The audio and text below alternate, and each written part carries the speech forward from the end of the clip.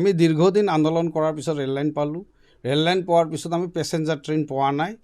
Passenger ট্ৰেইনৰ কাৰণে আমি আন্দোলন কৰি আজি খুব সুখবৰ এটা পাইছোঁ, যোৱাকালি একচুৱেলি সুখবৰ এটা পাইছোঁ। আমাক অহা 16/2/2024 তাৰিখে এখন ট্ৰেইন আহিব আৰু 18/2/2024 তাৰিখে সেই ট্ৰেইনখন ফিডবেক হ'ব।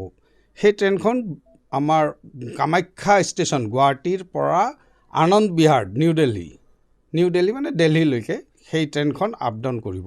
সপ্তাহত 2 দিন সদ্যহতে এইখন দিছে, যদিও তেওঁলোকৰ অপাৰেশ্যনৰ অলপ গণ্ডগোল থকাৰ কাৰণে তেওঁলোকে ৰাতি আমাৰ এই ট্ৰেইনখন চলিব, মানে বিলাচীপাৰা আহি পাব, বিলাচীপাৰাত এটা ষ্টপেজ দিব। সেয়ে আমি অতি আনন্দিত যে আমাৰ বিলাচীপাৰা জিলা দাবী সমিতিৰ নেতৃত্বত যি পেচেঞ্জাৰ ৰেলখন চলাচল কৰাৰ দাবীত আমি কৰিছিলোঁ, আন্দোলন কৰিছিলোঁ। তাৰপিছত আমি জেনেৰেল মেনেজাৰকো লগ কৰিছিলোঁ ডিচেম্বৰ মাহত। তেখেতসকলে এইখিনি পদক্ষেপ লোৱাৰ কাৰণে প্ৰথম পদক্ষেপত আমি তেওঁলোককো ধন্যবাদ জনাইছোঁ। দীৰ্ঘদিন আন্দোলন কৰাৰ পিছত নিৰ্মনাগুৰি যোগীঘোপা ৰাস্তাত গৌৰীপুৰ টু অভয়াপুৰী এই ছেক্টৰত মানে পেচেঞ্জাৰ ট্ৰেইন চলা নাছিল।